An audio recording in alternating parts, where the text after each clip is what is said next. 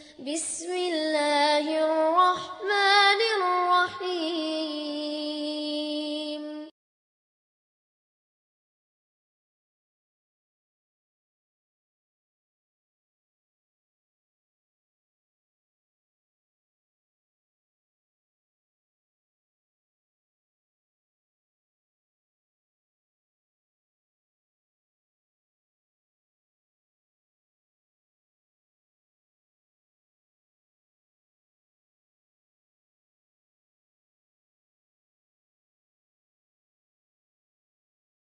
الحمد لله نحمده ونستعينه ونستغفره ونؤمن به ونتوكل عليه ونعوذ بالله من شرور أنفسنا ومن سيئات أعمالنا. من يهده الله فلا مضل له ومن يضلله فلا هادي له.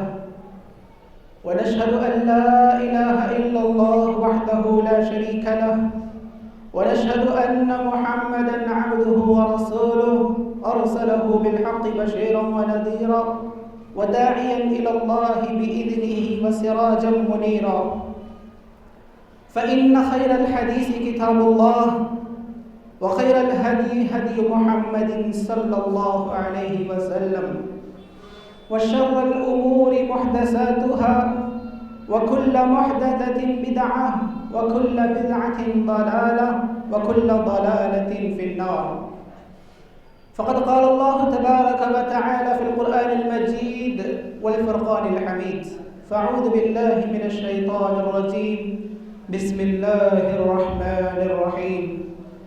يا أيها الناس اتقوا ربكم الذي خلقكم من نفس واحدة وخلق منها زوجها وبث منهما رجالا كثيرا ونساء واتقوا الله الذي تساءلون به والأرحام إن الله كان عليكم رقيبا. وقال الله تبارك وتعالى في موضع آخر. يا أيها الذين آمنوا اتقوا الله حق تقاته ولا تموتن إلا وأنتم مسلمون. وقال الله تعالى.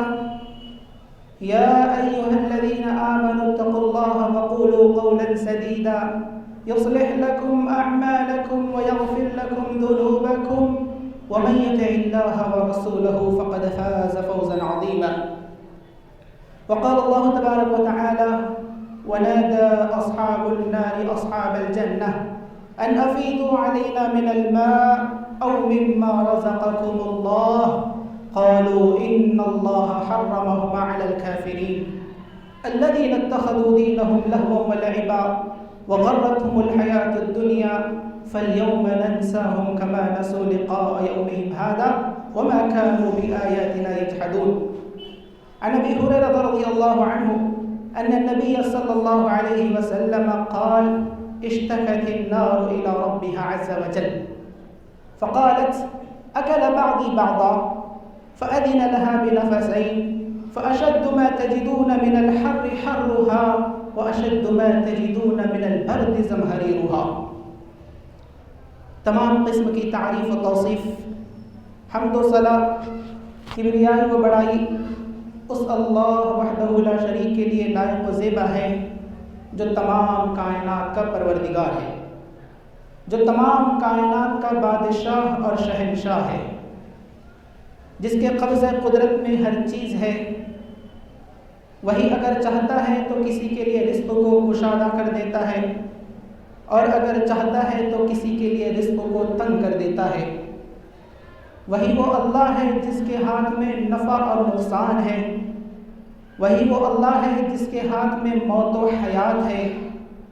اگر تمام انسان اس بات پر متفق ہو جائے کہ آپ کو کوئی تکلیف پہنچائے، نقصان پہنچائے، نہیں پہنچا سکتے الا ما كتب اللہ لک، مگر اتنا ہی جتنا اللہ نے تمہارے حق میں لکھ دیا ہے.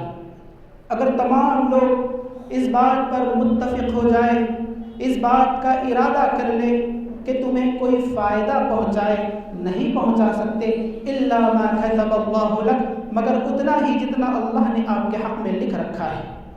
بعد درود و سلام ہو تمام انبیاء کرام پر، بالخصوص آخری نبی جناب محمد الرسول اللہ صلی اللہ علیہ وسلم پر، جن کی محبت یا جن سے محبت کرنا گویا کہ اللہ سے محبت کرنا ہے، جن کی اطاعت اللہ کی اطاعت ہے، جن کی اطاعت جنت میں داخلے کا سبب ہے، جنہیں اللہ تبارک و تعالیٰ نے مبشر یعنی خوشخبری دینے والا بنا کر بھیجا، نذیر ڈرانے والا بنا کر بھیجا، اور تمام کائنات کے لیے رحمت للعالمین رحمت بنا کر بھیجا۔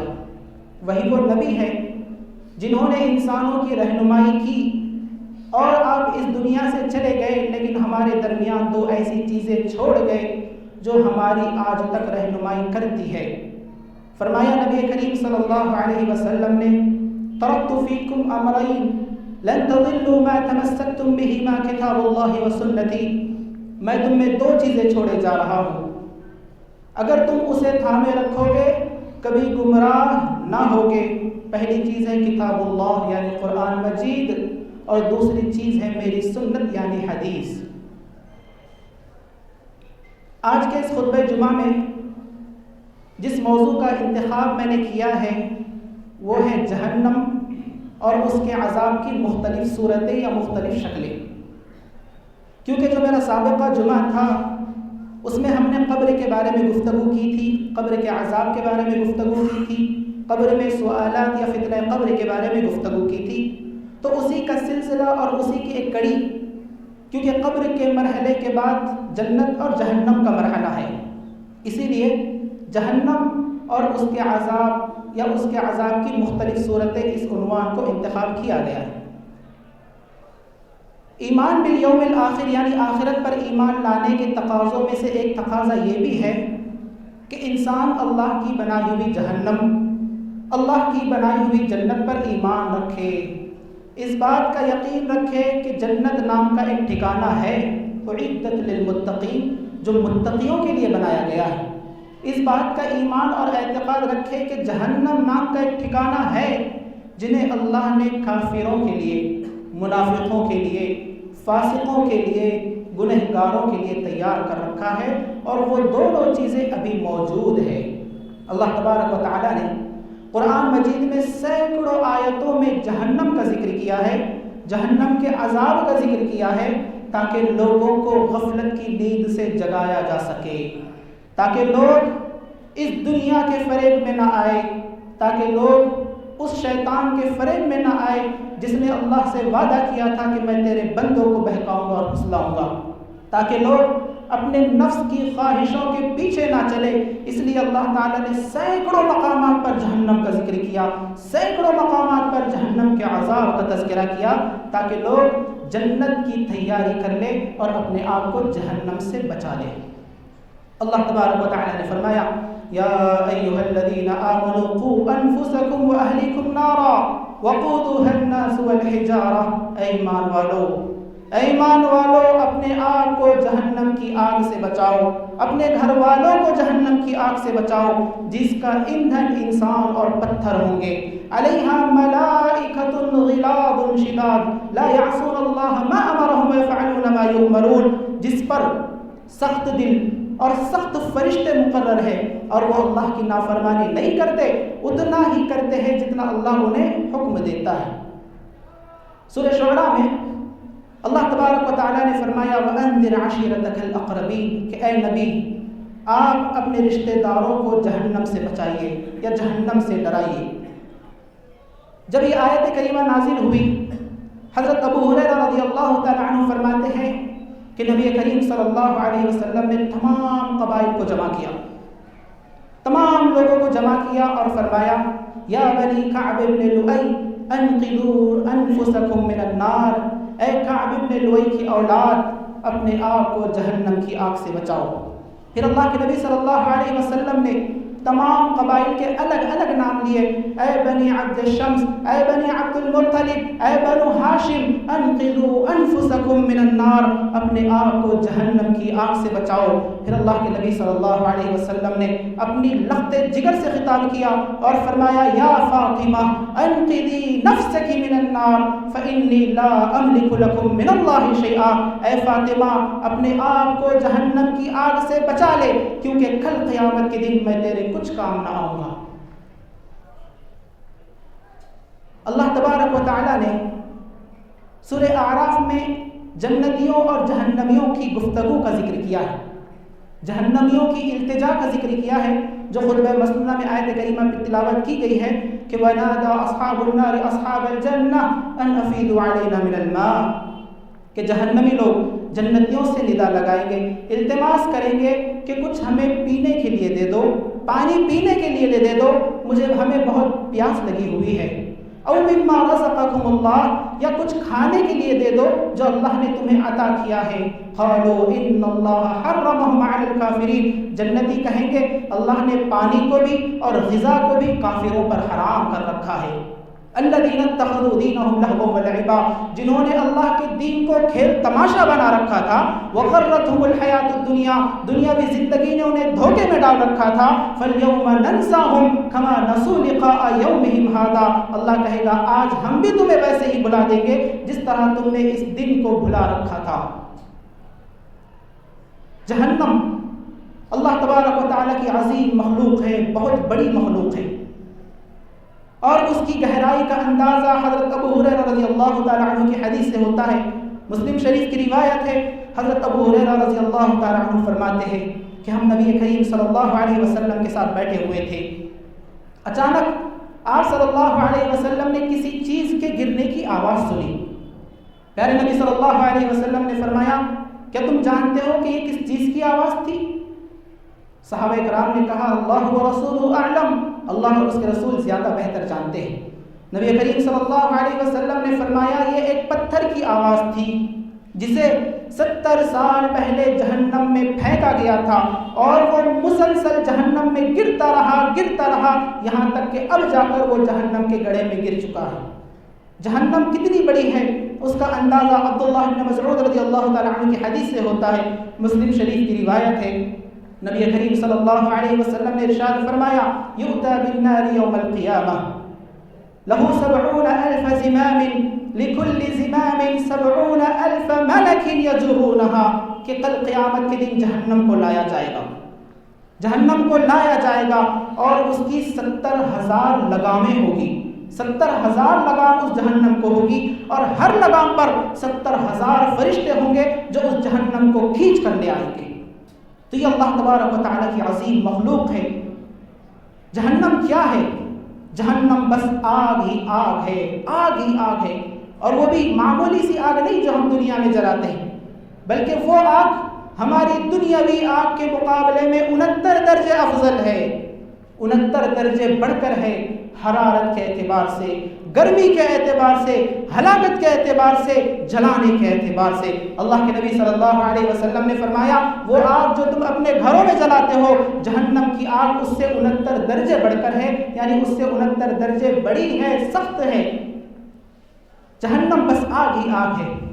جہنمیوں کے لیے کھانا آگ کا ہوگا، پینا آگ کا ہوگا، سائبان آگ کے ہوں گے، سائے آگ کے ہوں گے، بستر آگ کا ہوگا، لباس آگ کا ہوگا۔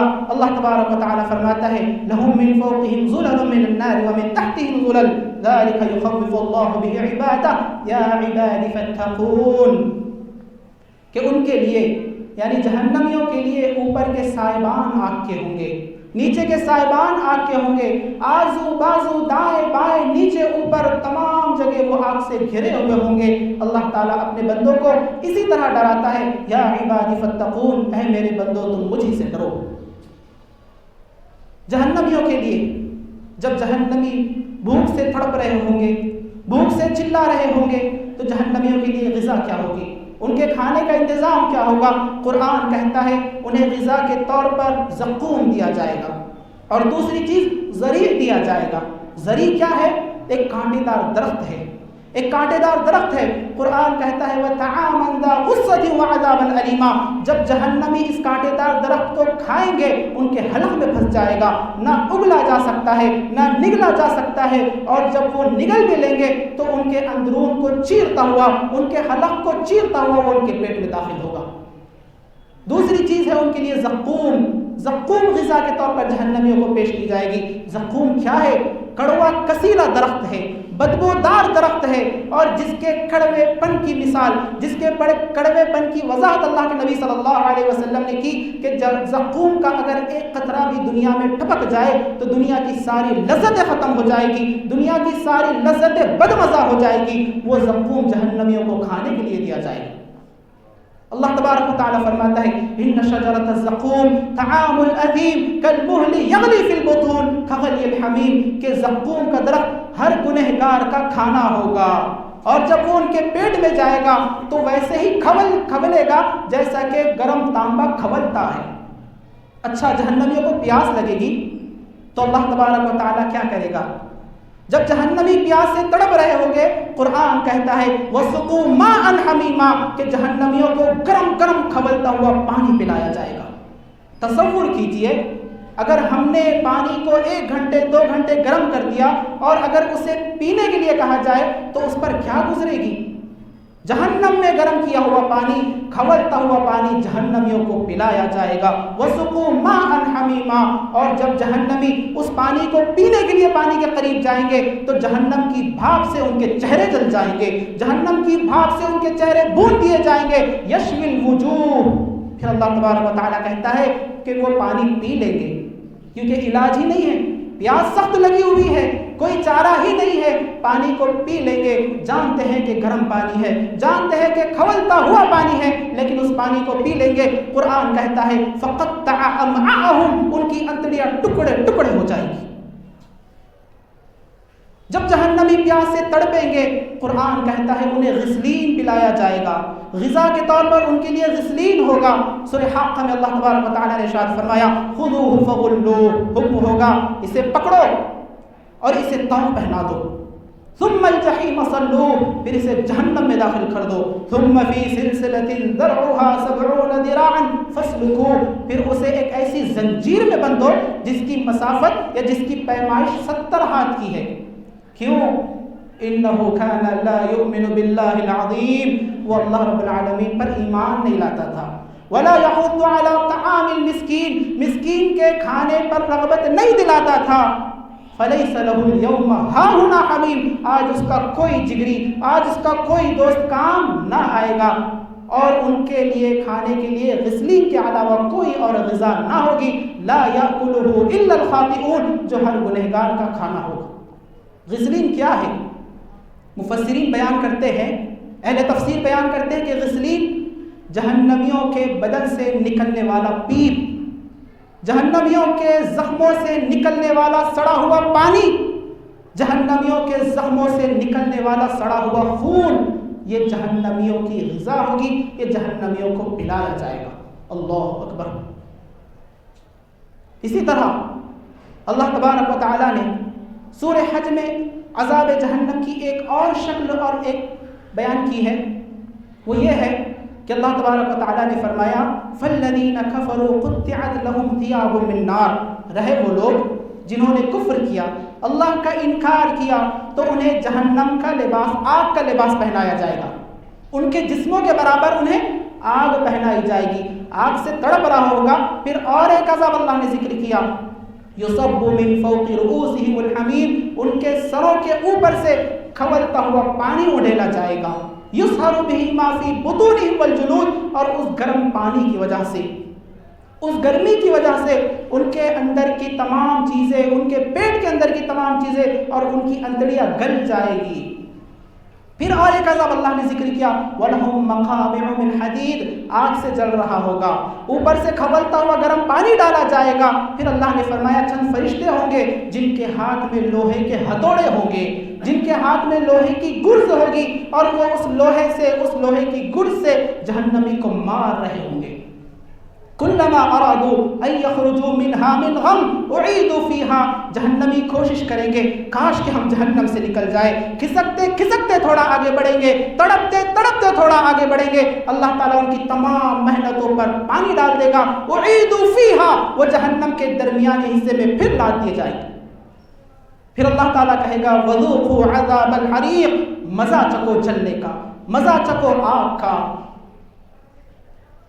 سورہ نساء میں اللہ تبارک و تعالیٰ نے یہ بات بھی ذکر کی ہے کہ جہنمیوں کو عذاب کے وقت ان کی چمڑیوں کو بھی بدلا جائے گا، وقتاً فوقتاً ان کی کھالوں کو بدلا جائے گا۔ اللہ تبارک و تعالیٰ نے ارشاد فرمایا کلما نضجت جلودہم بدلناہم جلودا غیرہا لیذوقوا العذاب، جب کبھی ان کی چمڑیاں پک جائے گی، جب ان کی کھال پک جائے گی، ہم نئی کھال نئی چمڑیاں انہیں پہنا دیں گے۔ کیوں؟ کیونکہ یہ مشاہد ہے کہ انسان تکلیف جو محسوس کرتا ہے وہ چمڑی کے ذریعے محسوس کرتا ہے۔ اگر چمڑی 100% جل جائے، خراب ہو جائے، ختم ہو جائے، مکمل طور پر جل جائے، تو پھر وہ انسان تکلیف کو محسوس نہیں کر پاتا۔ اس لیے اللہ تبارک و تعالیٰ کیا کرے گا؟ جہنمیوں کی چمڑی کو بدلتا رہے گا، اور بعض صحابہ اکرام سے منقول ہے کہ ایک ایک دن میں سینکڑوں مرتبہ جہنمیوں کی چمڑی کو بدلا جائے گا۔ اسی طرح سورہ فرقان میں اللہ تبارک و تعالیٰ نے عذاب جہنم کی اور ایک شکل پیش کی، اور وہ عذاب جہنم کی شکل اتنی خطرناک ہے کہ ان کو یعنی جہنمیوں کو ایک تنگ جگہ میں ڈال دیا جائے گا، اور وہ عذاب اتنا خطرناک ہوگا، اتنا سخت ہوگا کہ جہنمی وہاں پر تڑپ تڑپ کر موت کو پکاریں گے۔ اللہ تبارک و تعالیٰ نے فرمایا وَإِذَا أُلْقُوا مِنْهَا مَكَانًا ضَيِّقًا مُقَرَّنِينَ دَعَوْا هُنَالِكَ ثُبُورًا لَا تَدْعُوا الْيَوْمَ ثُبُورًا وَاحِدًا وَادْعُوا ثُبُورًا كَثِيرًا، کہ جہنمیوں کو ایک تنگ جگہ میں پھینک دیا جائے گا، ڈال دیا جائے گا، اور زنجیروں سے باندھ کر ڈال دیا جائے گا۔ زنجیروں سے کیوں؟ تاکہ جہنمی حرکت نہ کر سکے، کیونکہ یہ بات ظاہر ہے کہ اگر کسی شخص کو مارا جائے، مار کھانے کے بعد اگر وہ حرکت کر دے تو اس کی تکلیف کم ہو جاتی ہے، اس کی تکلیف میں تخفیف ہوتی ہے۔ اگر استاد نے شاگرد کو چھڑی سے مارا تو شاگرد کیا کرتا ہے؟ مار کھانے کے بعد اپنے ہاتھ کو ہلاتا ہے تاکہ تکلیف کم ہو جائے، لیکن اللہ نے اس تخفیف کو، اس آسانی کو بھی ختم کر دیا کہ جہنمیوں کو تنگ جگہ میں پھینکا جائے گا اور زنجیروں میں باندھ کر پھینکا جائے گا۔ اور ابن کثیر رحمہ اللہ اور ان کے علاوہ مفسرین بیان کرتے ہیں کہ یہ تنگ جگہ کیا ہوگی؟ وہ بیان کرتے ہیں کہ آگ کے صندوق ہوں گے، آگ کے صندوق میں جہنمیوں کو پھینک دیا جائے گا، ڈال دیا جائے گا۔ غور کیجئے، تصور کیجئے کہ معمولی سا صندوق، اگر دنیاوی صندوق ہو، اگر اس میں کسی کو ڈال دیا جائے، اگر اس میں کسی کو ڈال دیا جائے، نہ پیر پھیلانے کی گنجائش، نہ ہاتھ پھیلانے کی گنجائش، نہ سانس لینے کی گنجائش، تو قیامت گزر جائے گی۔ لیکن جہنم میں ایک صندوق میں آگ، اور اس آگ میں جہنمی کو ڈالا جائے گا اور باندھ کر ڈالا جائے گا، زنجیروں سے باندھ کر ڈالا جائے گا، اور اس وقت وہ اس سختی کی وجہ سے، اس عذاب کی وجہ سے موت کو پکارے گا کہ اے موت آ جا، ہمارا خاتمہ کر دے۔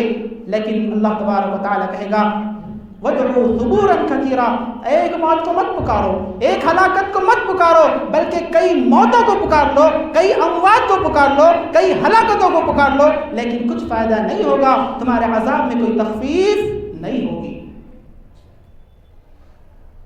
اللہ تبارک و تعالیٰ نے قرآن مجید میں اور احادیث میں ویل نام کا جو ہے بہت زیادہ تذکرہ ہوا ہے، اور ویل کے معنی مفسرین نے دو طریقے کے بیان کیے ہیں۔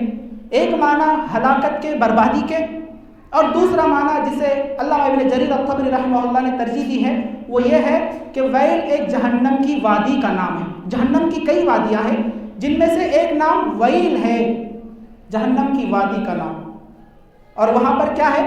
صدید اہل النار، وہ وادی ایسی ہے جہاں پر جہنمیوں کا خون اور پیپ بہتا ہوگا، وہ وادی ایسی ہے جو جہنم کے سب سے نچلے حصے میں ہوگی، وہ وادی ایسی ہے جہاں پر صرف اور صرف آگ کا عذاب ہوگا۔ تو اس وعید کی، اس ویل کی وعید اللہ تبارک و تعالیٰ نے 4 لوگوں کو سنائی ہے کہ اس ویل میں، اس جہنم کی وادی میں کون جائیں گے؟ 4 قسم کے لوگ جائیں گے۔ پہلی ویل للمطففین، اللہ تبارک و تعالیٰ نے ارشاد فرمایا ویل کی وعید ہے ان لوگوں کے لیے جو ناپ تول میں کمی کرتے ہیں، ناپ تول میں ٹامٹول کرتے ہیں، اپنے گراہکوں کو پورا گن کر نہیں دیتے بلکہ دھوکہ دیتے ہیں۔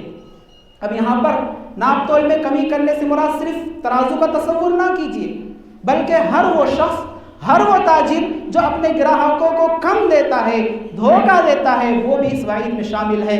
ہر وہ آٹو ڈرائیور جو اپنے میٹر میں سیٹنگ کر کے لوگوں سے زیادہ مال ہڑپ کرتا ہے، وہ بھی اس وعید میں شریک ہے۔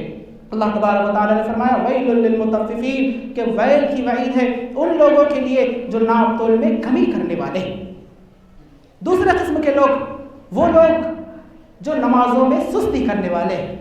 اللہ تبارک و تعالیٰ نے ارشاد فرمایا فویل للمصلین الذین هم عن صلاتهم ساہون، کہ ویل کی وعید ہے ان لوگوں کے لیے جو نمازوں میں سستی کرتے ہیں۔ سستی کرتے ہیں لیکن نماز پڑھتے ہیں، اس کے باوجود اللہ نے ویل کی وعید سنا دی ہے۔ اب جو لوگ سرے سے نماز ہی نہیں پڑھتے، جو لوگ سرے سے نمازوں کو ترک کیے ہوئے ہیں، ان کا کیا حل ہوگا؟ اللہ المستعان۔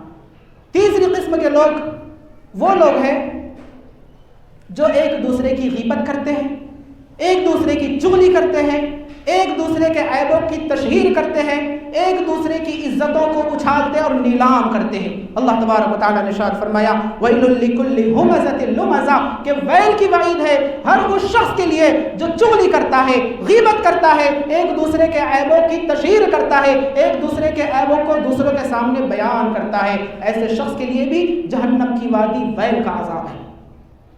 چوتھے قسم کے لوگ وہ ہیں، یا وہ یہود و نصارہ ہیں، یا وہ لوگ ہیں جو اپنی طرف سے کتابیں لکھتے ہیں، اپنی طرف سے کسی چیز کو لکھتے ہیں اور کہتے ہیں ھذا من عند اللہ، یہ اللہ کی جانب سے، اللہ پر جھوٹ گھڑتے ہیں۔ تو اللہ تبارک و تعالیٰ نے فرمایا، سورہ بقرہ کی آیت ہے فویل للذین یکتبون الکتاب بایدیہم ثم یقولون ھذا من عند اللہ لیشتروا بہ ثمنا قلیلا، کہ ویل کی، جہنم کی وادی ویل کی وعید ہے ان لوگوں کے لیے جو اپنے ہاتھوں سے کتاب لکھتے ہیں اور کہتے ہیں ھذا من عند اللہ، یہ اللہ کی جانب سے ہے، تاکہ دنیاوی روپیہ پیسہ کما سکے۔ حاضرین کرام، جس طرح جہنم میں گرمی کا عذاب ہے، آگ کا عذاب ہے، اسی طرح جہنم میں سردی کا عذاب بھی ہے۔ کیونکہ یہ بات ظاہر ہے کہ اگر کوئی شخص گرمی برداشت نہیں کر سکتا یا حد سے زیادہ گرمی بھی جو ہے ناقابل برداشت ہوتی ہے، تو اسی طرح حد سے زیادہ سردی بھی ناقابل برداشت ہوتی ہے۔ اگر کسی شخص کے ہاتھ میں برف رکھ دیا جائے 5 منٹ تک، 10 منٹ تک، تو وہ برداشت نہیں کر سکتا۔ اگر کسی شخص کو برف کی لادی پر سلا دیا جائے، وہ اس چیز کو برداشت نہیں کر سکتا۔ تو جس طرح گرمی ناقابل برداشت ہوتی ہے، اسی طرح سردی بھی ناقابل برداشت ہوتی ہے۔ تو جہنم میں گرمی کے ساتھ ساتھ سردی کا عذاب بھی موجود ہے، جسے قرآن مجید نے زمہریر کا نام دیا ہے۔ لا یرون فیہا شمسا ولا زمہریرا۔ وہ فرماتے ہیں کہ نبی کریم صلی اللہ علیہ وسلم نے ارشاد فرمایا اشتکت النار الی ربها عز وجل فقالت اکل بعضی بعضا، جہنم نے اپنے پروردگار سے، اللہ سے شکایت کی کہ اے اللہ، میری گرمی خود میرے لیے ناقابل برداشت ہو گئی، میری حرارت میرے لیے خود ناقابل برداشت ہو گئی، میں برداشت نہیں کر سکتی۔ تو اللہ تبارک و تعالیٰ نے اس جہنم کو فَأَذِنَ لَهَا بِنَفَسَيْنِ، اللہ تعالیٰ نے سال میں 2 مرتبہ سانس لینے کی اجازت دی۔ فَأَشَدُّ مَا تَجِدُونَ مِنَ الْحَرِّ حَرُّهَا، جتنی گرمی یا جتنی سخت گرمی تم محسوس کرتے ہو وہ جہنم کی سانس ہے۔ وَأَشَدُّ مَا تَجِدُونَ مِنَ الْبَرْدِ زَمْهَرِيرُهَا، اور جتنی سختی تم سردی محسوس کرتے ہو، جتنی سخت تم سردی محسوس کرتے ہو، وہ بھی جہنم کی ایک سانس ہے۔ تو پتہ یہ چلا کہ جہنم میں گرمی کا بھی عذاب ہے، سردی کا بھی عذاب ہے۔ ایک سانس اگر جہنم لیتی ہے تو گرمی دنیا میں ہوتی ہے، اور ایک سانس اگر لیتی ہے تو سردی دنیا میں سخت ہو جاتی ہے۔ جس طرح اللہ کے نبی صلی اللہ علیہ وسلم نے یا اللہ تبارک و تعالیٰ نے جہنم کے عذابات کا ذکر کیا، اسی طرح جہنم میں سزا پانے والے ایک مخصوص طبقے کا بھی اللہ کے نبی صلی اللہ علیہ وسلم نے ذکر کیا ہے۔ وہ کون لوگ ہیں؟ پیارے نبی صلی اللہ علیہ وسلم فرماتے ہیں کہ چند لوگ ہوں گے جن کے ہاتھ میں چھری اور چاقو ہوگی، لوہے کی کوئی چیز ہوگی، اور وہ اس لوہے کی چیز سے اپنے پیٹ میں سوراخ کر رہے ہوں گے، اپنے پیٹ میں اس چھری اور چاقو کو گھونپ رہے ہوں گے اور چیخ رہے ہوں گے، چلا رہے ہوں گے۔ چند لوگ ہوں گے جن کے ہاتھ میں زہر ہوگا، زہر کو چاٹ رہے ہوں گے، کھا رہے ہوں گے، چیخ رہے ہوں گے، چلا رہے ہوں گے۔ چند لوگ ہوں گے جو جہنم کے بالائی حصے سے کود رہے ہوں گے اور جہنم کے گڑھے میں گر رہے ہوں گے۔ راوی حدیث حضرت ابو ہریرہ رضی اللہ تعالی عنہ ہے۔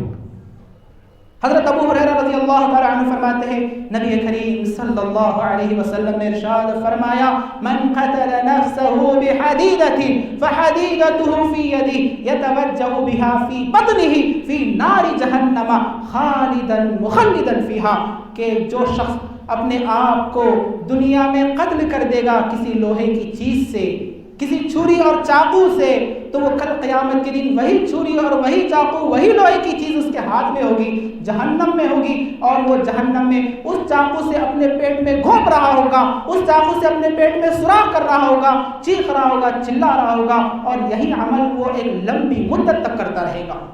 پھر اللہ کے نبی صلی اللہ علیہ وسلم نے فرمایا من قتل نفسه بسم فسمه في يده يتحساه في نار جہنم خالدا مخلدا فيها ابدا، جس شخص نے اپنے آپ کو زہر کے ذریعے مار دیا، جس شخص نے زہر کھا کر خودکشی کر لی، وہی زہر کل قیامت کے دن جہنم میں جہنمی کے ہاتھ میں ہوگی، اور وہ اس زہر کو چاٹ رہا ہوگا، چیخ رہا ہوگا، چلا رہا ہوگا، اور یہی عذاب اس کے لیے ایک لمبی مدت تک ہوگا۔ اور جس شخص نے دنیا میں پہاڑ سے کود کر اپنے آپ کو مار دیا ہوگا، یا کسی اونچی عمارت سے گرا کر اپنے آپ کو قتل کر دیا ہوگا، خودکشی کر لی ہوگی، کل قیامت کے دن جہنم میں وہ شخص جہنم کے بالائی حصے سے کود رہا ہوگا اور نارے جہنم میں جہنم کے گڑھے میں گر رہا ہوگا، اور یہ لمبی مدت تک ایسا کرتا رہے گا۔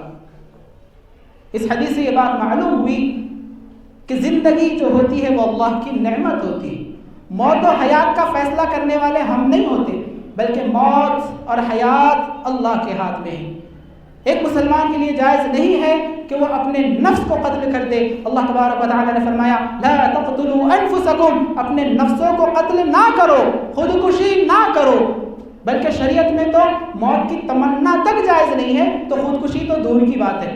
نبی کریم صلی اللہ علیہ وسلم نے ارشاد فرمایا لا یتمنین احدکم الموت لضر نزل به، کہ تم میں سے کوئی شخص موت کو نہ مانگے، موت کی تمنا نہ کرے، کسی تکلیف کی وجہ سے، کسی حادثے کی وجہ سے کوئی شخص موت اللہ سے نہ مانگے۔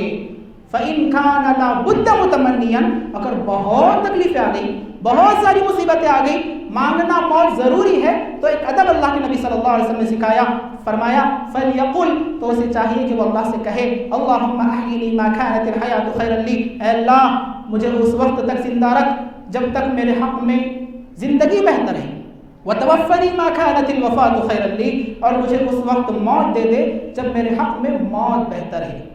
تو پتہ یہ چلا کہ خودکشی کرنا بہت بڑا جرم ہے، اور اس کی وجہ سے جہنم میں عذاب بھی ہوتا ہے۔ اب ہم نے یہ تو جان لیا کہ جہنم میں عذاب ہے، عذاب کی کئی شکلیں ہیں، عذاب بہت ہی خطرناک ہے، بہت ہی سخت ہے، لیکن اب کون سے اسباب ہیں، وہ کون سی چیزیں ہیں جن کی وجہ سے ہم جہنم کے عذاب سے بچ سکتے ہیں؟ علاج کیا ہے؟ تو بالعموم اگر عام طور پر ذکر کیا جائے تو جہنم سے بچنے کا علاج ہے ایمان، اللہ پر ایمان، توحید، تقوی، عمل صالح، یا کہا جائے کہ ہر نیکی ہمیں جہنم سے بچا سکتی ہے، یہ بالعموم ہوا۔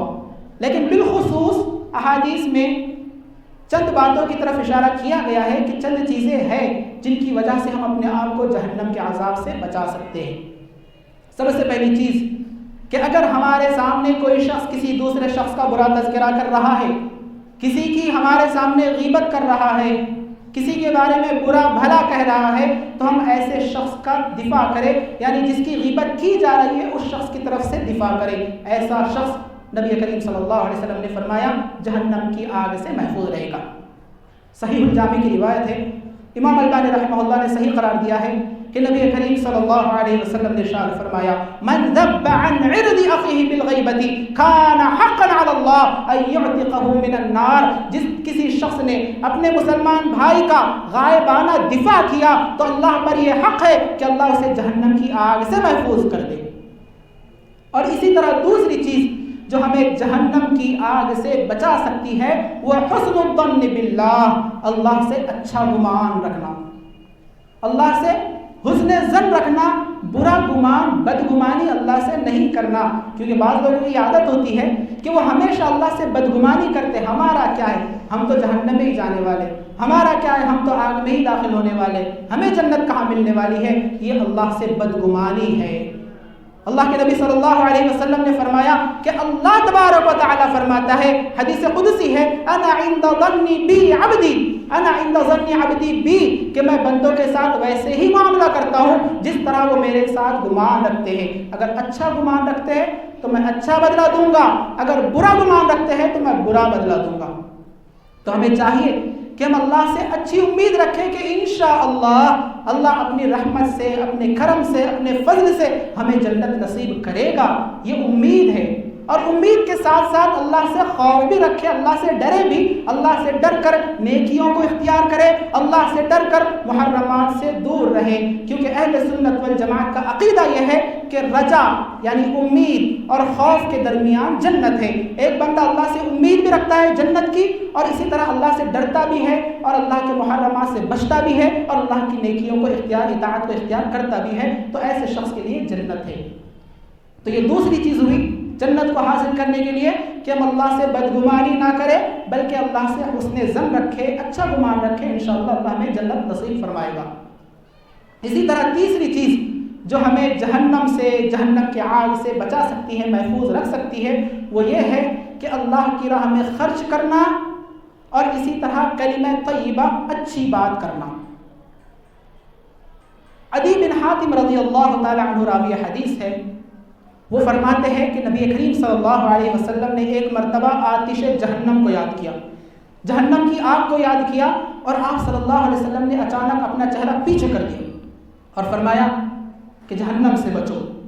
پھر اللہ کے نبی صلی اللہ علیہ وسلم نے جہنم کو یاد کیا اور اپنا چہرہ اچانک پیچھے ہٹا دیا، تو ہم سمجھے، حضرت عدی بن حاتم رضی اللہ تعالیٰ عنہ فرماتے ہیں کہ ہم سمجھے کہ گویا کہ اللہ کے نبی صلی اللہ علیہ وسلم اپنی آنکھوں سے آگ کو دیکھ رہے ہیں، جہنم کو دیکھ رہے ہیں۔ پھر اللہ کے نبی صلی اللہ علیہ وسلم نے فرمایا فاتقوا النار ولو بشق تمرۃ، جہنم سے بچو، جہنم کی آگ سے بچو، اگرچہ کہ اللہ کی راہ میں کھجور کا ایک ٹکڑا ہی صدقہ کر کے کیوں نہ ہو۔ فمن لم یجد فبکلمۃ طیبہ، اگر کوئی شخص کھجور کا ٹکڑا صدقہ نہیں کر سکتا، اس کے پاس اتنی طاقت نہیں ہے، تو ایک اچھی بات کر دو، اچھی بات کے ذریعے اپنے آپ کو جہنم سے بچا لو۔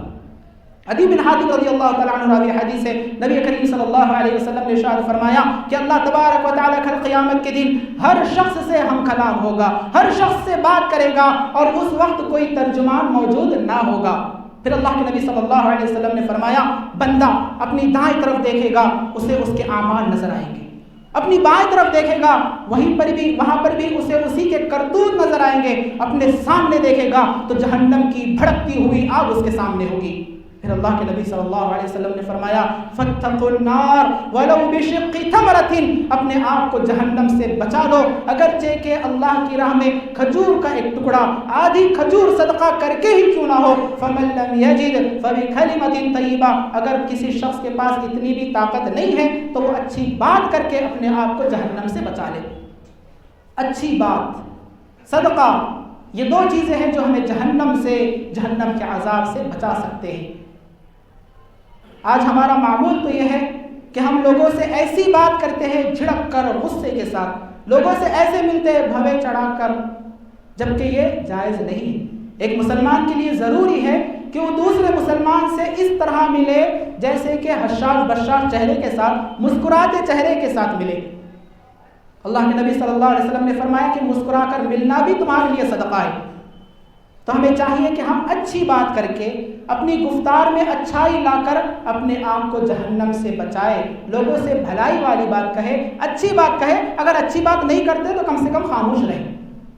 اور اسی طرح جس چیز کی وجہ سے، جس چیز کے ذریعے ہم جہنم سے بچ سکتے ہیں، جہنم کے عذاب سے بچ سکتے ہیں، وہ ہے دعا، اللہ تبارک و تعالیٰ سے دعا کرنا، اللہ تبارک و تعالیٰ سے اللہ تعالیٰ کی پناہ طلب کرنا جہنم کے عذاب سے اور جہنم سے۔ نبی کریم صلی اللہ علیہ وسلم کا یہ معمول تھا کہ نبی کریم صلی اللہ علیہ وسلم نماز کے آخری تشہد میں جہنم سے پناہ طلب کرتے تھے.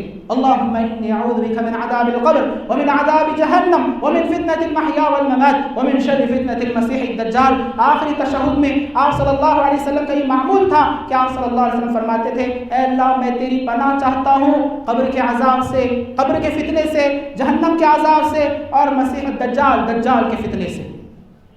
تو ہمیں بھی چاہیے کہ ہم نمازوں میں اللہ تبارک و تعالیٰ کی پناہ طلب کریں. کس سے؟ جہنم سے, جہنم کی آگ سے. اللہ کے نبی صلی اللہ علیہ وسلم نے ارشاد فرمایا اگر کوئی شخص 3 مرتبہ دن میں 3 مرتبہ جہنم سے پناہ طلب کرتا ہے اور کہتا ہے اللہم اجرنی من النار, اے اللہ مجھے جہنم سے پناہ دے دے, اللہم اجرنی من النار, اللہم اجرنی من النار, یا اللہم انی اعوذ بک من عذاب القبر, اے اللہ میں تیری پناہ مانگتا ہوں عذاب قبر سے یا من عذاب جہنم, جہنم کے عذاب سے. تو نبی کریم صلی اللہ علیہ وسلم نے ارشاد فرمایا کہ جہنم خود اس بندے کے لیے سفارش کرتی ہے اور کہتی ہے اللہ کہ فلاں بندے نے, نام لے کر کہتی ہے جہنم کہ اے اللہ فلاں بندے نے تیری پناہ طلب کی ہے مجھ سے, تو اسے مجھ میں داخل نہ کرنا, تو اسے جہنم میں داخل نہ کرنا. تو پتہ یہ چلا کہ جہنم سے اللہ تبارک و تعالیٰ کی پناہ طلب کرنا, اللہ تبارک و تعالیٰ سے دعا کرنا, یہ ایک ایسا سبب ہے جو ہمیں جہنم اور جہنم کے عذاب سے محفوظ کر سکتا ہے.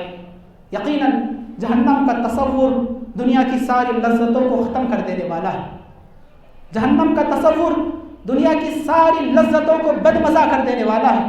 جو شخص یا جس شخص کے ذہن میں جہنم کا تصور ہوگا وہ کبھی کسی کی غیبت نہیں کرے گا. جس شخص کے تصور میں جہنم کا عذاب ہوگا وہ کبھی کسی کی چغلی نہیں کرے گا, کسی کے عیبوں کی تشہیر نہیں کرے گا. جو شخص جہنم کو یاد رکھے گا وہ کبھی کسی کے مال کو ہڑپ نہیں کرے گا.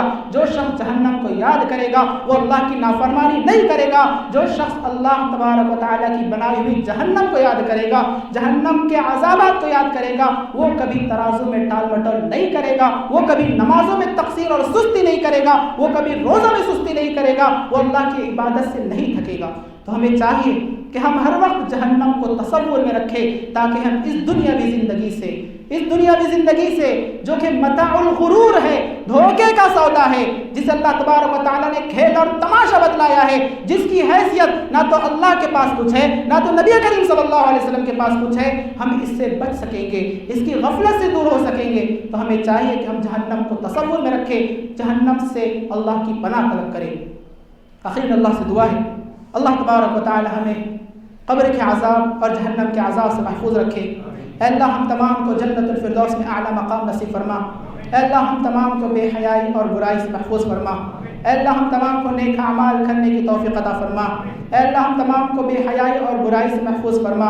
اے اللہ ہم تمام کو نمازوں کی پابندی کرنے کی توفیق عطا فرما. اے اللہ ہم تمام کو نمازوں میں تقصیر سے محفوظ فرما. اے اللہ ہم تمام کو قبر کے عذاب سے محفوظ فرما. آمین. وآخر دعوانا ان الحمد للہ رب العالمین.